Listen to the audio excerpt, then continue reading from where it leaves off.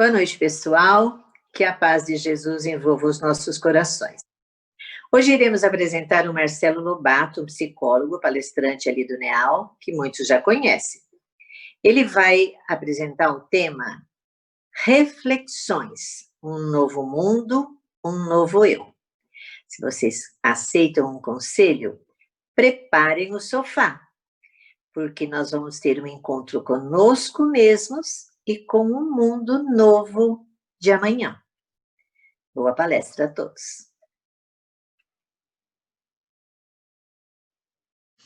Boa tarde, queridos irmãos. É com muita alegria que mais uma vez estamos juntos para debatermos, conversarmos um pouco mais sobre a nossa amada doutrina espírita. Dessa vez, por conta de uma pandemia, da necessidade de um afastamento social, nós vamos fazer virtualmente, mas esperando e vibrando muito para que essas energias nós possamos trocá-las, mesmo que diante de uma tela, porque em verdade é a conexão espiritual que mais importa. Falo mais uma vez então da minha alegria de poder estar com vocês, esperando que nessa tarde, estamos aqui numa tarde, né, bastante bonita, ensolarada, aonde nós possamos trocar então essas ideias. Eu quero usar justamente esse momento que estamos vivendo de uma pandemia, de uma necessidade de um afastamento social, de uma necessidade de um isolamento social também, de cada um ficar na sua casa, aqueles que podem fazer isso. Claro que respeitamos também aqueles que precisam sair, que precisam ir trabalhar e outras necessidades. Mas eu queria falar um pouco sobre essa necessidade de ficar em casa, que muitas vezes nós não a queremos, não a desejamos, mas precisamos dela.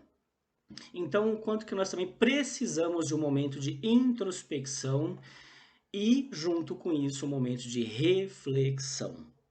E aí eu vou usar para isso hoje, claro que nós vamos... quem está habituado a ver as minhas palestras no salão sabe que eu vou sempre usar um pouco da psicologia, especificamente um pouco da psicologia analítica de Carl Gustav Jung, que é a que eu sigo profissionalmente, a minha abordagem. Claro, sempre também o Espiritismo, o Livro dos Espíritos, o Evangelho segundo o Espiritismo e outras obras auxiliares da doutrina do Pentateuco Espírita. Filosofia, sempre, por que não? Porque precisamos filosofar e é um dos tripés da nossa doutrina espírita. Então eu gostaria de usar um pouco de uma experiência pessoal que eu passei no início da pandemia, no início quando foi declarado a quarentena.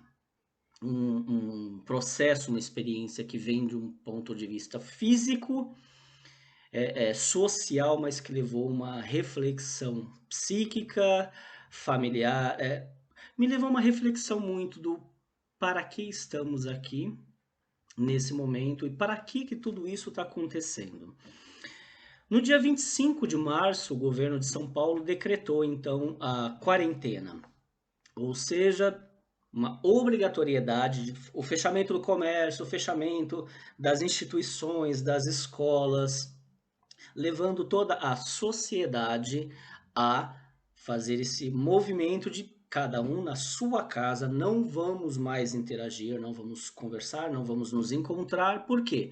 Porque estamos diante de uma pandemia, de um vírus altamente contagioso, de uma capacidade de infecção, de proliferação enorme, e que um vírus ainda muito desconhecido, a sua dinâmica de como ele contamina e os efeitos que ele pode trazer.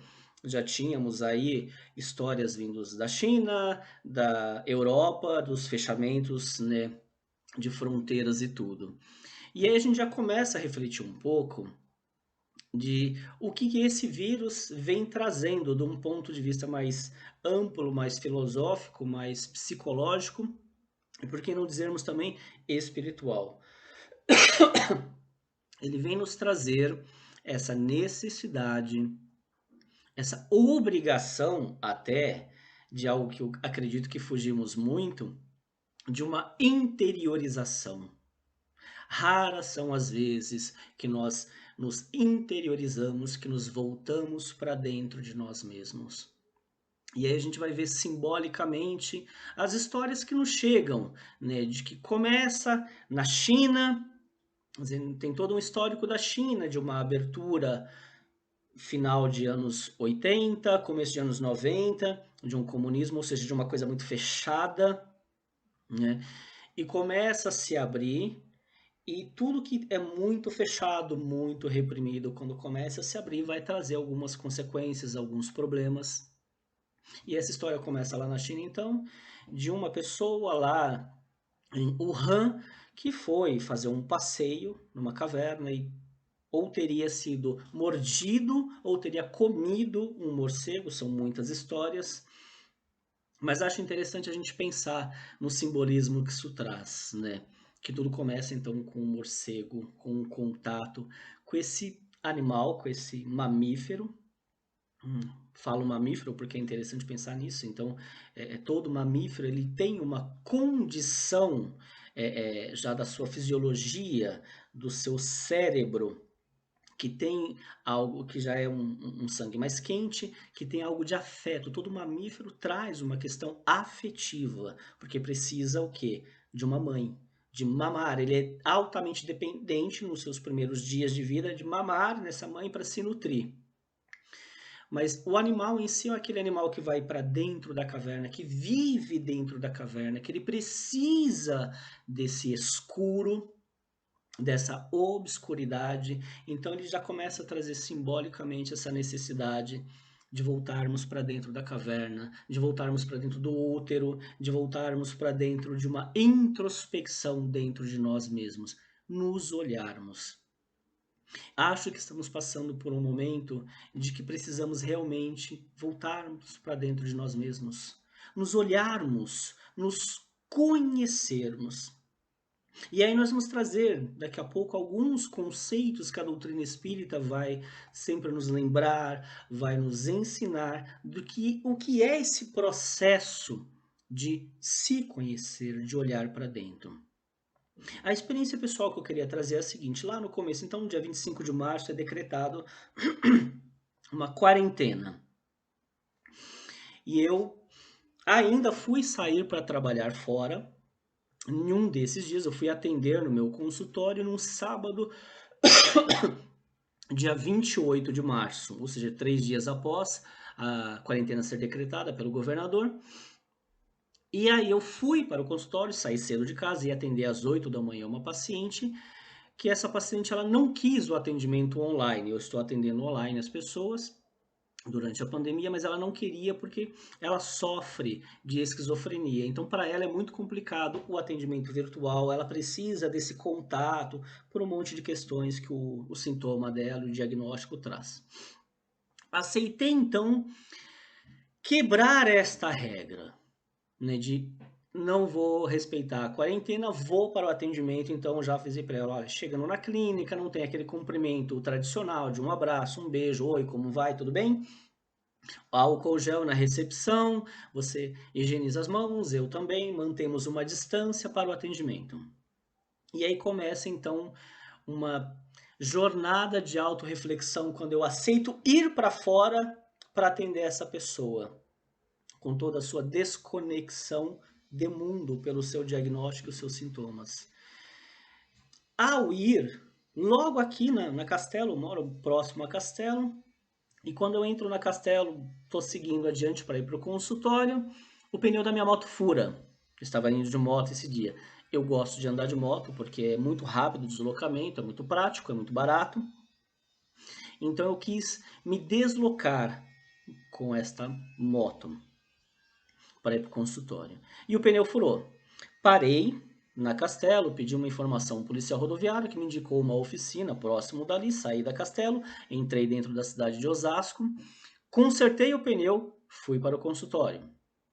Chegando lá, atendi a paciente, né, a sua demanda, seu histórico, feito o acolhimento, estou no processo de volta para minha casa. Atendi outros pacientes presencialmente nesse dia que também não aceitavam essa ideia de atendimento online, ou seja, não aceitavam a ideia de fica na sua casa, de volte-se para dentro de casa, para dentro do eu. Eu estarei aqui para fazer o acolhimento, só que não dessa forma. E ao aceitar isso, atendi esses pacientes, foram 3 no dia, voltando para casa, houve um acidente de moto. Com a minha moto, eu sofri um acidente. O pneu furou mais uma vez na Castelo Branco, na volta. Só que dessa vez eu estava na pista da esquerda, eu estava a 120 por hora, eu estava muito próximo de entrar já na via que dá acesso à minha casa, ali na Via Parque, e muito próximo então tinha uma bifurcação de quem vai para Alphaville, quem continua na Castelo para entrar na Via Parque, e assim simplesmente o pneu da moto estourou. Quando ele furou, ele estourou. Ele furou por uma segunda vez e aí houve o acidente. Eu queria contar um pouco dos detalhes disso, porque isso tem a ver com a reflexão de hoje. Por isso o convite não por uma palestra, mas uma reflexão juntos. E o que é uma reflexão? O ato reflexivo é uma ação feita conscientemente, é uma entrega que vai levar a uma angústia, porque refletir, reflexionar é pegar um determinado assunto e ele se dobra e se desdobra sobre si mesmo. Aonde vai criar angústia, porque nós vamos ver através desse determinado assunto, que pode ser algo muito dolorido para a gente de entrar em contato, nós vamos trabalhar as infinitas possibilidades diante desse assunto, e essas possibilidades nos trazem angústias, porque vamos ver o bom e o mal dela e vamos fazer uma escolha. Isso é um ato reflexivo. Por isso o convite. Não apenas meu, uma proposta minha de uma reflexão sobre isso, mas uma proposta que a própria pandemia do coronavírus nos traz de uma reflexão, e só podemos refletir nos voltando para nós mesmos. E aí esse acidente, quando estoura o pneu da moto, eu estou em alta velocidade, a moto começa a rabiar a parte de trás dela, até que ela se vira e eu saio voando. Isso é um detalhe muito importante, porque eu percebo quando a moto vira e eu saio voando da moto. Eu estava no ar, voando, literalmente voando, por uns metros. Enquanto eu estava voando, eu conseguia ouvir buzinas de carros freando atrás de mim para não me atropelar. Eu conseguia ouvir ou sentir o movimento desses carros ao meu lado, os que passavam desviando, os que freavam atrás de mim. E aí eu caí no chão. Eu sentia, eu saí rolando, eu sentia cada vez que eu rolava e o meu corpo batendo no chão. Eu sentia a dor. Eu sentia um movimento. Eu sentia já alguma coisa dolorida e alguma coisa quebrando. Quando eu parei, o movimento de rolar no chão parou, eu percebi, tudo isso foi uma percepção física, né? Eu percebi que eu estava muito distante do ponto de onde eu saí voando, que a moto ficou, caiu no chão. Eu já ouvi a voz, então já tinha mais ou menos umas 20 pessoas, motoqueiros, ao meu lado, todos encostados num ponto onde os carros não podiam pegar, e eles falavam: fique deitado, fique deitado.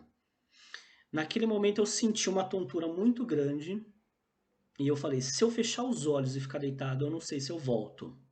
Então eu levantei. Quando eu levantei, meu corpo todo estava dolorido, todo. É como se eu tivesse sido moído. Eu estava carregando uma mochila pesada, grande, porque antes de sair do consultório, ao sair do consultório, eu passei no mercado, fiz compras, então minha mochila ela carrega bastante coisa, e eu estava com essa mochila cheia de coisas. Interessante que eu comprei um fluido para carro e ele é meio cor de rosa para o carro da minha esposa para trocar e ele estourou dentro da bolsa e ele fez uma poça cor de rosa no chão e o pessoal, que sangue é esse? E eu falei, não é sangue, é um fluido que está dentro da minha bolsa. Então eu tinha percepção de tudo, absolutamente tudo. E eu nunca tive tanta ideia de percepção de aqui e agora na minha vida. E aí começa aquele assunto, como que você tá bem, não sei o quê, vamos chamar a polícia, vamos chamar a SAMU, vamos chamar tudo isso. Aí eu falei para as pessoas, calma, eu tô bem. Até que se dispersou todo mundo, consegui encostar a moto no acostamento, naquelas faixas, e eu sentei, e aí eu fui pegar o telefone com minha mão esquerda, que estava no bolso esquerdo, e eu não conseguia fazer força. E aí que eu percebi que meu braço estava torto. Eu quebrei o braço bem no pulso, quebrou, se deslocou isso aqui saiu. E aí foi o momento que eu comecei a sentir dor. É isso que eu queria trazer para vocês. Eu tô contando essa história para trazer. Porque eu nunca agradeci tanto, eu senti dor. E não era uma dorzinha, era muita dor. Minha mão tava meio que pendente, meio caída, porque saiu do lugar, quebrou o osso. E aí eu agradecia muito por sentir dor. Porque cada dor que eu sentia, cada movimento que eu sentia, eu estava vivo. E o fato de estar vivo me fazia sentir dor. Era uma gratidão pela dor, porque ela me dava uma percepção de estar vivo, que me levou a um outro pensamento. Meus filhos, minha esposa, preciso avisá-los. E aí eu ligo para minha esposa e falo, olha, eu sofri um acidente, eu estou na Castelo, num ponto tal, na saída da Via Parque, vem me ajudar. Eu não consigo fazer o que eu preciso fazer sozinho. E me veio uma outra reflexão, o sozinho. O não consigo fazer sozinho estava me dando naquele momento uma ideia de toda ideia de autossuficiência é falsa. Não conseguimos fazer nada sozinhos. Precisamos do outro. Necessitamos do outro na nossa vida, nem que seja para projetar nele as nossas deficiências e falar que ele é ruim, para daí depois enxergar que esse ruim não é ele, sou eu. Mas precisamos do outro para aquilo que nós vamos exercitar, para o que viemos aqui, na nossa necessidade maior de exercitar. Como é que eu posso dizer que eu amo o meu próximo se não há próximo, se eu estou sempre na autossuficiência? Não preciso de ninguém para nada. Quantas vezes ouvimos isso? Não precisou de ninguém para nada. Quantas vezes eu pensei naquele momento, no meu trabalho, eu tento levar as pessoas por uma ideia de que eles não precisam do outro, de uma autossuficiência, e de que não é isso. É de que sim, esse outro precisa estar presente na minha vida, não como um ser que eu dependa dele, mas com quem eu posso conviver, viver com, interagir, integrar, conhecer e me conhecer, e principalmente alguém que eu posso amar e ser amado. Porque essa ideia da autossuficiência muitas vezes nos faz imaginar fantasiosamente que nós não precisamos ser amados. Ou seja, nós carregamos esse sentimento de autossuficiência muitas vezes para fugir de uma ideia de que nós não temos valor o suficiente para sermos amados ou para amar. E sabemos que o maior mandamento é ama teu próximo como a ti mesmo. Lembro sempre os irmãos, muitas vezes fizemos isso no salão, que o mandamento na sua totalidade vai dizer ama a Deus sobre todas as coisas, ao teu próximo como a ti mesmo. E é quando eu faço aquela brincadeira, né, dos 3 dedinhos assim, né, ama teu próximo, como Deus sobre todas as coisas, teu próximo como a ti mesmo. Então Deus seria esse dedo maior, né, porque ele está na esfera maior. Não, eu preciso usar isso aqui como uma escada, eu preciso me amar, eu me coloco como o menor e me amo. Amo as minhas boas qualidades, amo os meus problemas, meus defeitos, minhas insuficiências. E ao amar isso, eu posso amar o meu próximo. Mas eu ainda não tenho essa percepção ou consciência da totalidade de Deus. O próprio livro dos Espíritos nos explica isso, que nós não temos essa. Não temos ainda uma capacidade cognitível ou espiritual para entender Deus. Nós podemos tentar entender os seus atributos. E é a partir de então que eu vou nessa criação ou criatura de Deus, eu posso estar junto dele. Então eu faço uma escadinha. Né? Não é para pisar na cabeça do meu próximo, mas é para amar a mim mesmo, amar o meu próximo, para que eu ame o nosso Criador. E aí eu posso amar a Deus. Né? Deus, ele vai ter o nosso amor, a nossa admiração, tudo de bom que temos, mas precisamos começar por nós, pela criatura. E aí, pensando nisso, ligo para a esposa, falo, sofreu um acidente. Ela falou que os filhos ficaram desesperados, porque ouviram, ela atendeu no viva voz, e perguntaram, cadê meu pai? E ela falou o seguinte, me veio uma lição muito grande disso daí. Ela falou, se ele teve condições de ligar e pedir ajuda, é porque ele não está tão mal assim. E aí, quando ela chegou, eu estava bem entre aspas, né? Ela chegou antes do SAMU, antes da ambulância, e ela falou, como que você tá? Eu falei, com dor. Mas que bom que eu tô com dor. Quanto mais dor eu sinto, mais aqui eu estou. E aí eu percebi que eu queria estar aqui. Mas nesse momento é aí que começa toda a reflexão, o ato reflexivo. Não é só um estar aqui, é um estar aqui com um propósito. E aí a pergunta é, nós estamos usando esse momento, coronavírus, pandemia, introspecção, necessidade de voltar para dentro de si, para dentro da casa, da família, dessa ideia de autossuficiência que carregamos, de que não preciso de ninguém, eu faço tudo por mim.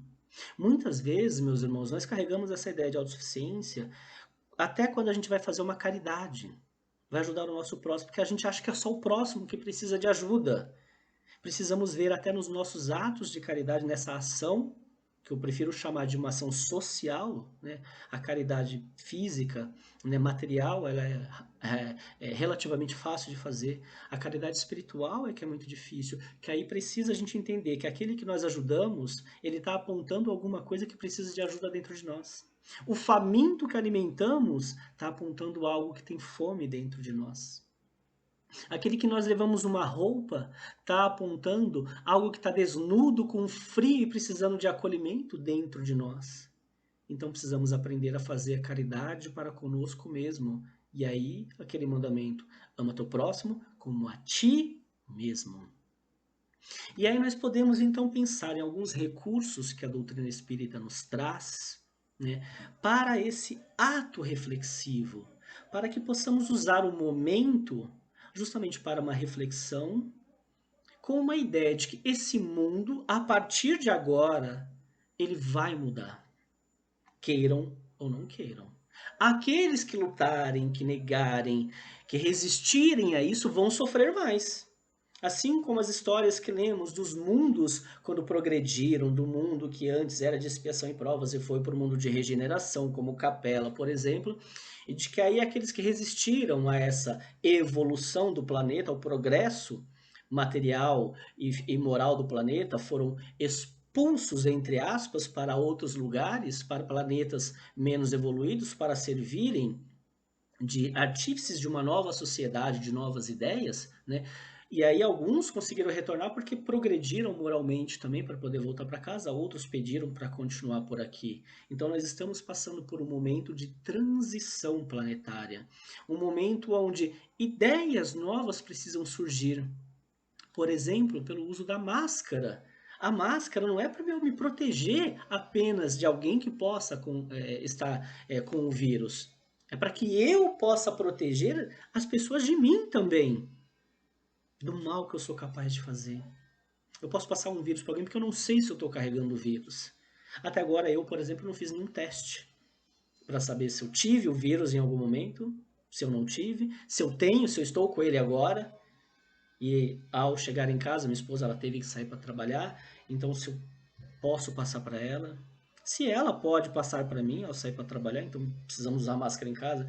Ou seja, eu sempre falo para as pessoas, tira a máscara, né? A persona. E como que nós precisamos hoje de uma máscara para nos proteger, mas simbolicamente tirar as máscaras que carregamos, que nos dão esse sentimento de que nós não precisamos de ninguém. O próprio Evangelho nos diz que nós precisamos do outro, né? Trazendo na sua lei maior o amor. Se amar para amar o outro. Eu só posso evoluir exercitando os meus atributos, né? E aí eu poder usar isso na convivência, na interação com o meu próximo, com os meus irmãos. E quais são os instrumentos que o Espiritismo nos dá? A inteligência é um deles.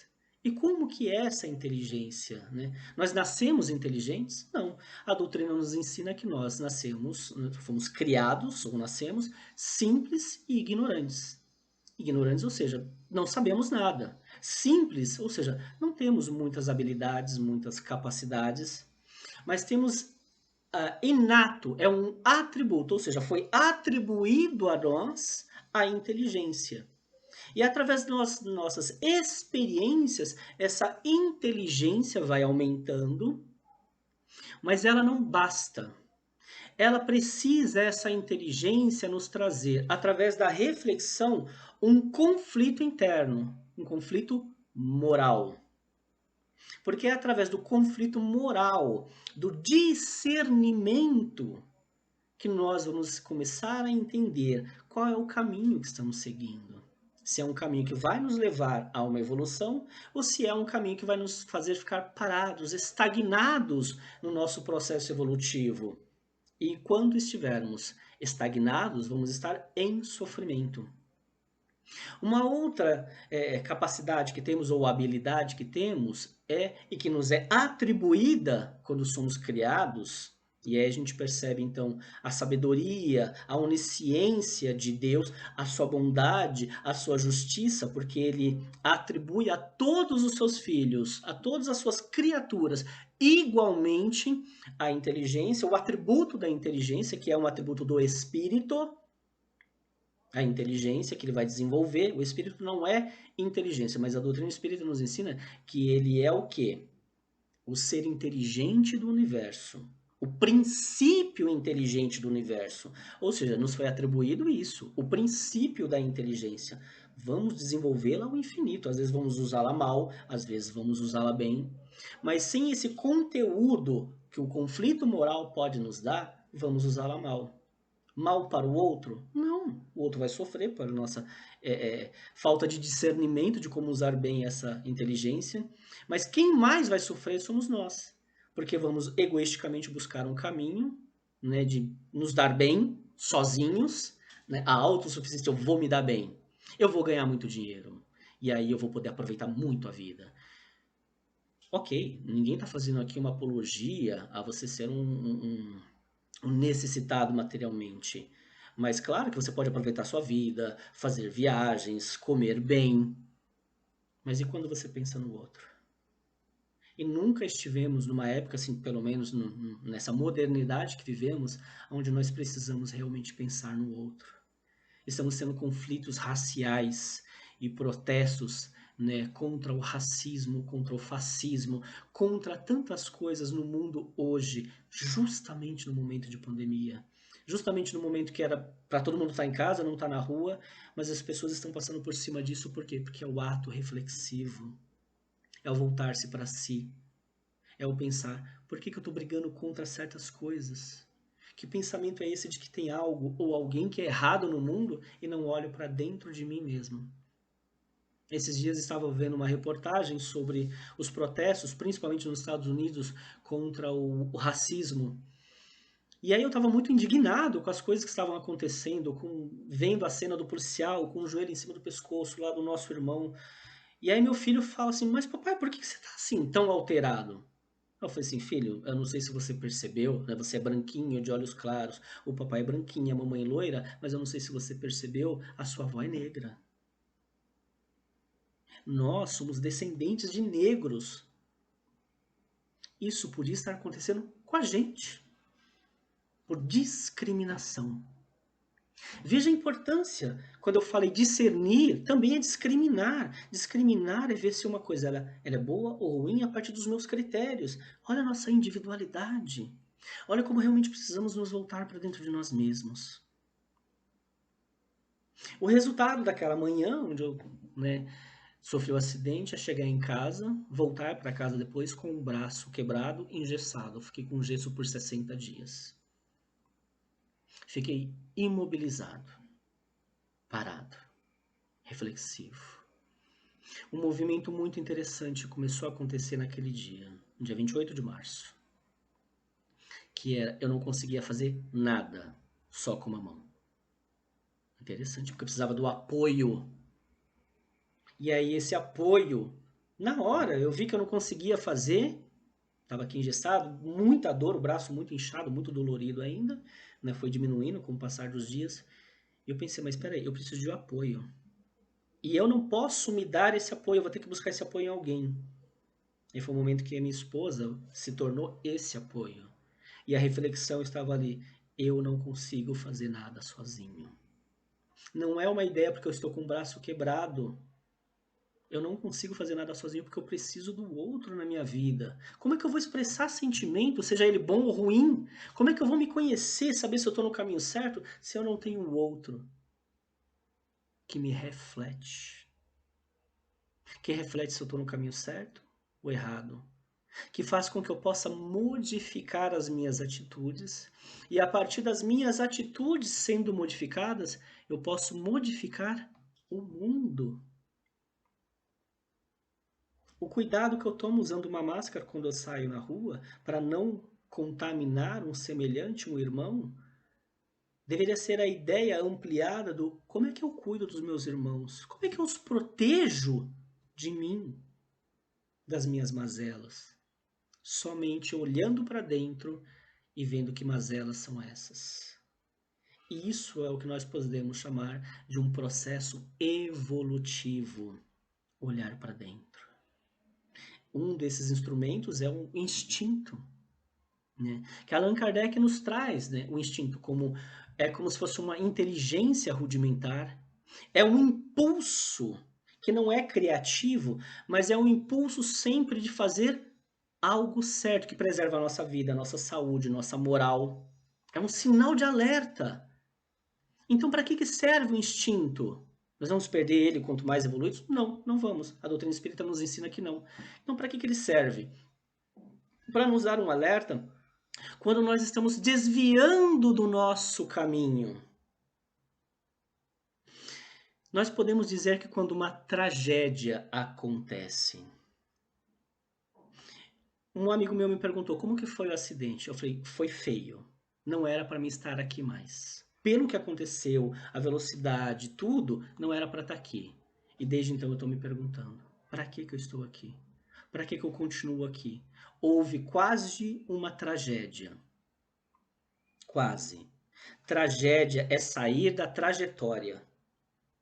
Que trajetória que eu estava seguindo que não era mais a minha? A necessidade de olhar para dentro, para nos reconectarmos com a nossa trajetória, com a nossa história, mas com o que queremos também. E aí nós vamos imaginar que se através desse momento de autorreflexão, de autoconhecimento, de olhar para dentro, como se realmente eu voltar para dentro da caverna, né? Essa caverna muito primitiva, de olhar para nós, para o nosso escuro, para o nosso silêncio, para nos ouvir. Ouvir os nossos desejos, as nossas mazelas, ouvir as nossas potencialidades, né? Que muitas vezes, como a parábola dos talentos, nós estamos enterrando. Né? O que nos diz a parábola? Que o Senhor, quando volta, né, vai cobrar, né? Vai pedir contas aos seus funcionários, né, dos talentos. 2 multiplicaram, 1 por medo enterrou. Medo de perder, medo de não fazer certo. Quantas vezes esse medo é que está nos prejudicando, está nos dando essa ideia de que realmente nós somos autossuficientes, porque na verdade eu não sou autossuficiente, porque eu tenho medo do outro, tenho medo de estar com o outro, tenho medo de amar esse outro e não ser amado. Mas o amor não é uma obrigação, ele é uma troca, ele é uma dádiva. Ele é um presente que eu dou ao outro. E se é um presente, eu não posso esperar a obrigação de receber em troca. Mas a gratidão, ou seja, o outro me dá de graça, não porque é obrigado. Nós estamos percebendo uma mudança no mundo, onde muitas pessoas, ainda através de muitos conflitos, estão se exacerbando os conflitos, mas nós percebemos também uma ideia de que tem muita coisa errada, tem muita coisa precisando mudar, mas podemos dizer, graças a Deus, que muitas coisas estão mudando, não mudaram ainda, estão mudando. Conforme cada um de nós muda, é como se fosse cada um de nós fôssemos um tijolo de uma grande construção, a construção de um mundo novo. E precisamos desses tijolos novos, ou como também podemos nos atribuir à parábola do vinho, né? Em que o vinho novo em odres velhos ele contamina. Nós precisamos encarar este novo. Certa vez eu ouvi de um professor muito querido que ele falou assim: muitas pessoas imaginam que o ódio é o oposto do amor. Mas não é o oposto do amor o ódio. O oposto do amor é o medo. E eu falei para ele nesse momento, nossa, você me lembrou uma frase de Chico Xavier que fala que o ódio não é o oposto do amor. O ódio é o amor que adoeceu. E ele falou assim, é uma frase muito perfeita de um homem muito humilde e sábio. Porque o oposto do amor é o medo. E estamos todos o quê? Com medo. Com medo de pegar uma doença, com medo de morrer, com medo de não resistir, com medo de passar fome, então vamos para a rua, com medo de tudo. E o mundo está aí para nos mostrar que nós não precisamos ter medo do outro, do mundo, das coisas. Precisamos entender que por trás de tudo isso há uma inteligência regendo. Há um propósito em tudo isso. Não podemos ainda ter o conhecimento do que é esse propósito maior de Deus. Nós usamos a palavra religião, né, que vem do latim religare, que quer dizer religar a algo maior, transcendente, maior, que eu acredito ser maior, mais sábio, mais amplo do que eu. Mas também que vai levar uma outra palavra, né? Religare. Religare, que vai dar sentido à religião, origem à religião. Então, religião é religare a Deus ou a um ser maior, mas que precisa também do religare, que é ligar o ser a ele mesmo a partir desse ser maior. Ou seja, voltar para dentro é nos reconectarmos conosco mesmo e com a dimensão sagrada que cada um de nós carrega. Aonde isso que eu falei no início de um acidente, não foi um acidente. Acidentes não existem. Foi algo que esse meu instinto, porque de alguma forma eu estava saindo da minha trajetória, me traz de volta e me coloca na reflexão.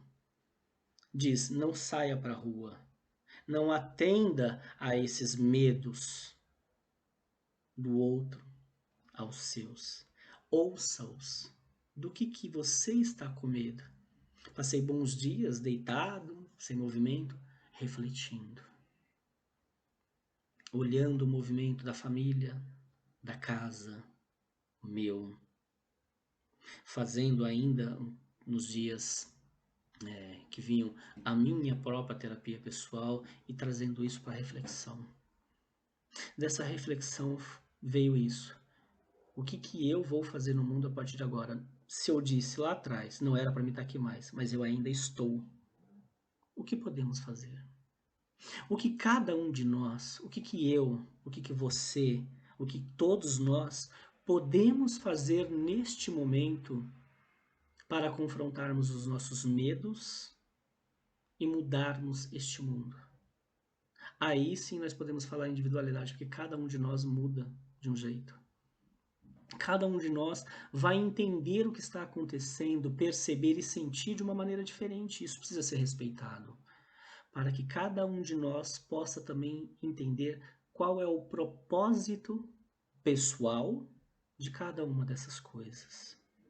Para fazer o religare e tentar, de alguma forma, minimamente, atender ao propósito divino de Deus, do nosso Pai.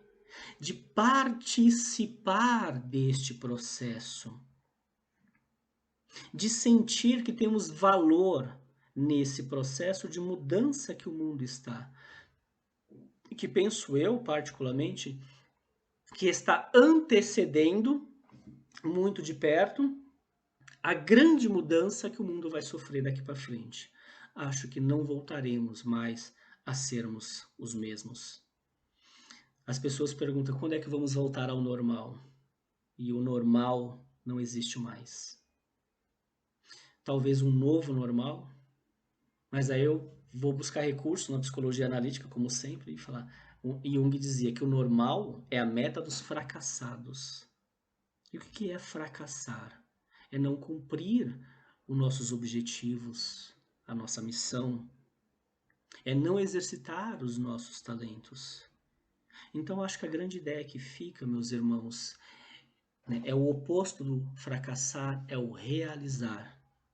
Realizar é o tornar real, tornar concreto, é o fazer acontecer. O que cada um de nós estamos realizando no mundo para nossa autorrealização. Particularmente, eu posso dizer que eu estou me sentindo hoje num processo de autorrealização com a família, com os filhos, com a esposa, com os meus pais. Porque podendo trabalhar de casa, eu tenho mais tempo para eles. E aí eu repensei, eu não vou voltar a trabalhar tanto quanto eu trabalhava mais. Primeiro porque eu não preciso e achava que precisava, mas era uma fuga de tudo isso que me modifica, que me mostra que na verdade eu preciso do outro. É o apoio que eu não conseguia fazer sozinho. E que aí eu percebo que nem tem graça fazer sozinho, é muito melhor fazer com o outro. Que esse medo do outro estar é o medo de perder, é o medo de não pertencer. Nós estamos tendo uma grande chance agora de mudarmos o mundo naquilo que nós mais buscamos, o pertencimento, de pertencer, contribuindo, realizando, tornando concreto um mundo novo. Eu escrevi um artigo esses dias que eu dei um título esquisito, confesso, porque eu estava vendo as reportagens nas últimas semanas das reaberturas do comércio, né? Entendo a necessidade das pessoas voltarem para suas atividades econômicas, da economia, para gerar o país e tudo mais, mas também entendo que precisamos continuar com um certo afastamento social enquanto uma cura ou uma possibilidade de cura não vem. Precisamos ter cuidado, é isso. E aí eu vi uma reportagem de um shopping no Rio de Janeiro que havia reaberto, e um senhor com um filho, os dois sem máscaras, tinham acabado de sair do shopping, e o senhor estava assim, com uma camiseta regata muito simples, e aí o repórter perguntou, mas por que o senhor veio ao shopping, saiu para ir ao shopping? Ele falou assim, saudade de ver a moda. E eu falei, que moda que ele foi ver? Ele não parece um cara muito atento à moda. É a vontade de sair para a rua. Essa necessidade de sair dessa interiorização. E nós temos. Todos nós estamos assim, meio que agitados para sair. Mas como vamos sair? Vamos sair melhores? Vamos aproveitar esse momento de reflexão, de voltarmos para dentro de nós mesmos, para sairmos melhores, sair da caverna melhores. E quando a gente sai da caverna, o que é? A primeira coisa que vem, a gente fica meio cego pela luz. Luz é consciência. Então estamos num momento de introspecção para readquirirmos a consciência perdida da nossa própria trajetória, do nosso propósito, do porquê e para que estamos aqui. Precisamos nos perguntar cada vez mais, para que estamos aqui? Qual o sentido de estar aqui? Pessoal, individual e para que certas pessoas ou estas pessoas estão na minha vida. Acho que temos a possibilidade, meus amados irmãos, influenciados, né, seguindo o Evangelho do Cristo, que nos dá um caminho, uma direção e um modelo para seguirmos, sendo Ele, o Cristo, o próprio modelo, de como podemos sair melhor de tudo isso, de sermos melhores. E ao sermos melhores, podermos servir ao nosso semelhante, nessa melhora, ao mundo e modificarmos tudo para melhor. Porque temos o direito de viver num mundo melhor. Temos o dever moral de construir e de realizar um mundo melhor. Então, vamos deixar essa reflexão de que tudo isso tem um propósito para acontecer para sermos melhores. E de modo nenhum nós podemos imaginar que Deus nos dá um propósito que não podemos realizar, um peso maior do que podemos carregar, um fardo. nós somos partícipes de uma grande revolução, de uma grande evolução que está acontecendo nesse momento no nosso amado planeta Terra. Vamos participar conscientes, inteiros e entregues a isso. E como de costume, como eu faço no salão, eu gostaria de encerrar, acho que mais do que nunca é válido, aquele poema do padre Fábio de Mello, que diz mais ou menos assim: eu procuro por mim. Eu procuro por tudo que é meu e que em mim se encontra. Eu procuro por um saber que ainda não sei, mas que de alguma forma já sabe de mim. Eu sou assim. Um processo constante de vir a ser. O que sou e ainda serei são verbos que se conjugam sob a aura de um mistério fascinante. Eu me recebo de Deus e a Ele me devolvo. Movimento que nunca termina, porque terminar é o mesmo que deixar de ser. Eu sou o que sou na medida em que me permito ser. E quando não sou, é porque o ser não soube escolher. Que Jesus nos abençoe, meus irmãos. Fiquemos todos na paz de Cristo e que nós possamos nos rever e nos abraçar carinhosamente em breve. Muito obrigado aos meus irmãos, muito obrigado ao Senhor Jesus. Abraço.